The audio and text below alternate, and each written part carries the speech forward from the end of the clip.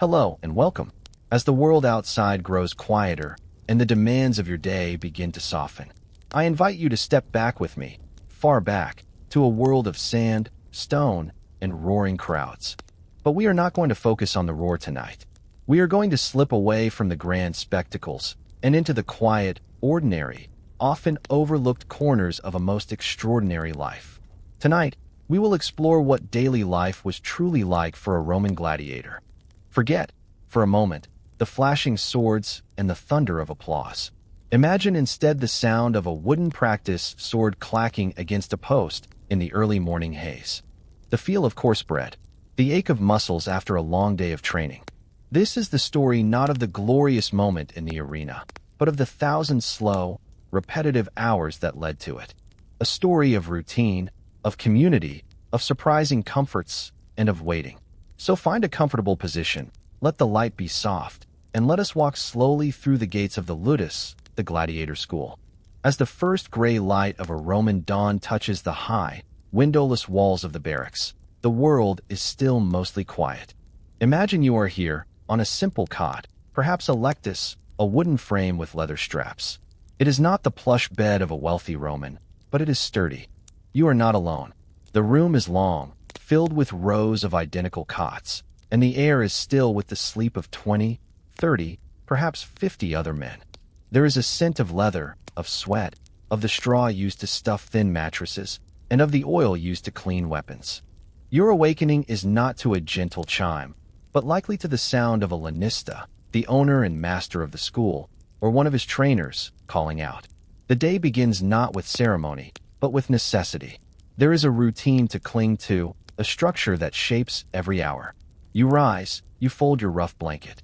You might splash your face with cold water from a stone basin. There is a surprising sense of order. For a gladiator, especially one who was once a prisoner of war, a slave, or a criminal, this predictable routine might, in a strange way, be a small kind of comfort. The chaos is outside these walls. In here, you know what each hour will bring. You're not dressed in your bronze and plumed helmet yet. That is for later. Your daily wear is simple and practical. A subligaculum, a loincloth, perhaps a tunic of undyed wool or linen for cooler days. Your feet are bare or in simple sandals. You're a tool being maintained, an athlete in training. And your first task of the day is not to fight, but to feed the machine of your body. Let's walk slowly to the mess hall. You might expect scraps, poor food for men who are, in the eyes of many, beneath even the lowest free citizen. But you would be wrong. The Roman gladiator was known, ironically, for a special diet. Writers of the time sometimes called them horderii, barley men. Your main meal, your pulse, is a thick porridge, often of barley. Barley was thought to build strong, solid, some might say bulky muscle and a protective layer of fat. This was not about being lean and swift like a runner. This was about being able to withstand blows, to have endurance, to look impressive and solid under the glaring sun of the arena. Imagine this thick, hearty gruel, sometimes mixed with beans, lentils, or chickpeas. It is plain, filling, and designed for one purpose, fuel. But there were surprises on the gladiator's table. Archaeologists studying gladiator bones have found evidence of a diet rich in grains and legumes, but also, remarkably, of ash. It is believed they drank a tonic or ate ash-rich concoctions, perhaps from charred plants or bones. This was a form of ancient calcium supplement, believed to strengthen bones and aid recovery after the tremendous physical stress of training and combat. So, your drink might not just be water or cheap wine, but a carefully, if crudely, formulated recovery potion. The meal is taken in a common room. There is little ceremony. You eat from a simple bowl, perhaps with a wooden spoon. The conversation is likely muted, focused, or perhaps there is camaraderie, jokes in a mix of languages, Latin, Greek, Thracian, Gallic. This is your brotherhood. These men, from all corners of the empire, are the only ones who truly understand the life you are living. They are your rivals in the arena, but here, at this table, they are your only family. And with that fuel in your body, it is time to put it to use. The bell has not yet rung for the spectacle, but the true work of the day is beginning. Now we step out into the Paulus, the training ground. It is a sandy courtyard, open to the sky, surrounded by the high walls of the school for privacy. The air here is filled with sounds, but they are rhythmic, repetitive. Not the chaotic roar of the amphitheater, but the disciplined soundtrack of practice. You do not start with a sword. You start with a rudis, a heavy wooden sword, twice the weight of the real gladius you might one day wield. Your target is not a man, but a wooden post firmly sunk into the ground. This post is called the Paulus, giving the yard its name. For hours, you will strike it. Thrust, parry, slash. Again and again. The goal is not to destroy the post, but to train your muscles to the point of exhaustion, to make the movements so automatic that in the heat and terror of the real fight, your body will remember what to do. The sound is everywhere, a percussive beat to the morning. Over there, Retiarius, the fisherman gladiator, practices swirling his net and lunging with his trident against a dummy. Here, a secutor, the pursuer, drills his footwork, learning to advance steadily behind his large, smooth helmet. Trainers, often retired gladiators themselves, walk slowly among the men. They watch with critical eyes. They correct a stance with a tap of a rod. They demonstrate a move with slow, deliberate precision. There is little shouting. This is serious, focused work.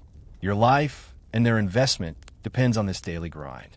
Imagine the feel of the smooth, sweat-slick wood in your hand, the burn in your shoulders, the grit of the sand under your feet as you shift your weight. This is the overwhelming reality of a gladiator's life. Practice. A lifetime of preparation for moments that might last only minutes. When the sun is high and the training pauses, there is other work to be done. A gladiator's equipment is his life, and so you learn to care for it. Let us move to a shaded, covered workshop area, the domain of the armamentarius, the armorer. Here, there's a different smell: oil, metal, leather.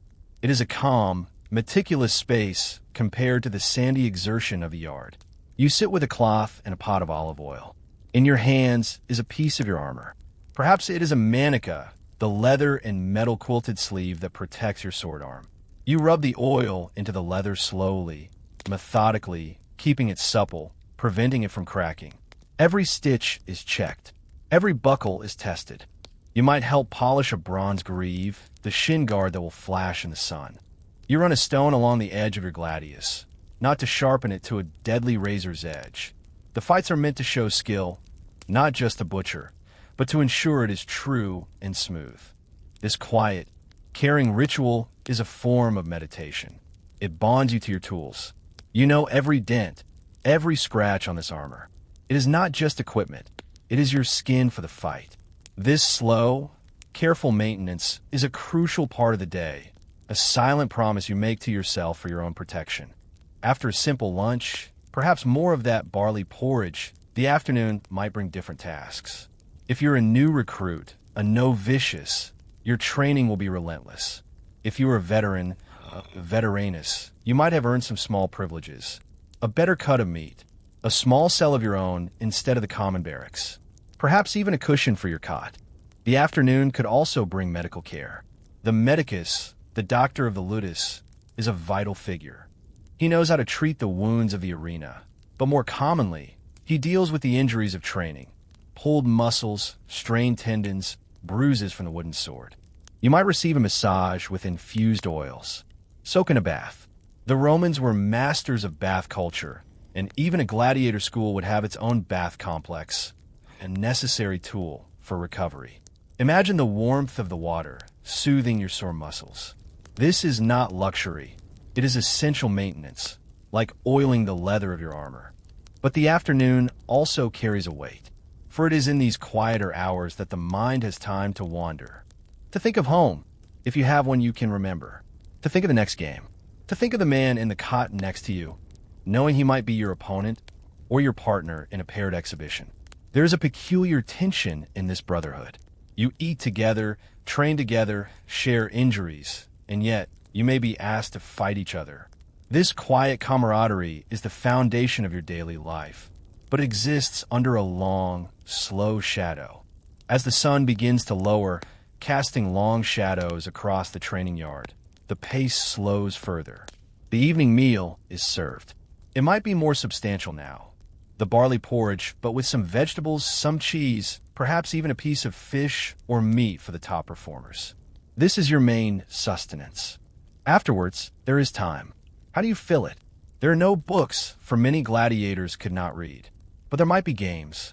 Dice games are found carved into the stone steps of amphitheaters, a testament to how gladiators and soldiers pass the time. You might play La Trunculi, a game of strategy like checkers, with pieces on a stone board, or simply talk. Stories are shared of great fights seen, of narrow escapes, of famous gladiators who won their freedom. The wooden root is presented to them in a grand ceremony. These stories are more than entertainment. They are hope. They are the blueprint for a dream that seems impossible. To survive, to impress, to earn enough money to buy your freedom, or to be granted it by a generous editor, the sponsor of the games. You listen, you imagine, and you wait. The life of a gladiator is, in so many ways, a life of waiting. Waiting to train, waiting to heal, waiting to fight, waiting for a fate that is never truly in your hands. And then, one day, the routine changes. The lanista announces the games. You're on the list. The next day, you will walk the sand of the arena. The evening before is a different kind of quiet. There's a last, lavish meal. The Cena Libera, the free banquet, is open to the public. Citizens might come to see the gladiators who will fight tomorrow, to judge their spirit, and to place bets. For you, it is a surreal experience. You are stared at, commented on like a prize animal. You are served better food than you have seen in months. Roasted meats, honeyed wines, fresh fruits. But the taste is complicated. This feast carries an ancient, grim nickname, the Last Supper. After the spectators leave, you are left with your brothers. Some talk loudly, bravado filling the space where fear resides. Others are silent, turning inward. You might write a will. It was common. If you owned anything, a few coins from previous victories, a gift from a fan, you could dictate its distribution. You might dedicate it to the lanista, to a friend in the barracks, to a goddess like Nemesis, the goddess of fortune. This act is not necessarily an expectation of death, but a simple, sober acknowledgement of the risk. It is putting your small affairs in order, a final task of control in a life controlled by others. Then, you try to sleep. Back in the barracks, on your familiar cot, the sounds of the night are the same, but everything feels different. The man snoring softly nearby will be your ally in the tunnel tomorrow. The silence is heavy with tomorrow's possibilities. This long, quiet night is perhaps the most honest part of a gladiator's life. A solitary vigil, waiting for the dawn that will lead you to your purpose, for better or worse. As our own night grows deep and quiet, let us slowly step back from the barracks, from the training yard, from the smell of oil and sand. The story of the gladiator is so often told in the bright, brutal shorthand of the arena. Win or lose, live or die. But as we have seen, that moment is only a punctuation mark in a long, slow sentence of a life. A life of aching routine, of careful maintenance, of quiet bonds forged in extraordinary circumstances. It was a life of contradictions, brutality and care, fame and infamy, brotherhood and fatal competition. He was not just a warrior. He was an athlete, a craftsman of his own body and weapons. He was a teammate, and sometimes a reluctant adversary. He lived a life of stark simplicity, focused entirely on a single, terrifying performance. His world was bounded by high walls, his time measured in meals and training drills, his future uncertain. So tonight, when you think of a Roman gladiator, see not just the flash of a sword, but the slow, patient oiling of a leather strap. Hear not just the crowd, but the rhythmic clack of wood on a post in the quiet morning. Remember the taste of barley porridge, the warmth of the bath after a long drill, the quiet roll of dice in the evening gloom. He was a man, living his days, one after another, waiting for his moment in the sun. Thank you for allowing me to share this quiet journey into the past with you. Wherever you are, I hope you feel calm, comfortable, and ready for a restful sleep. May your night be peaceful and your dreams gentle. Good night.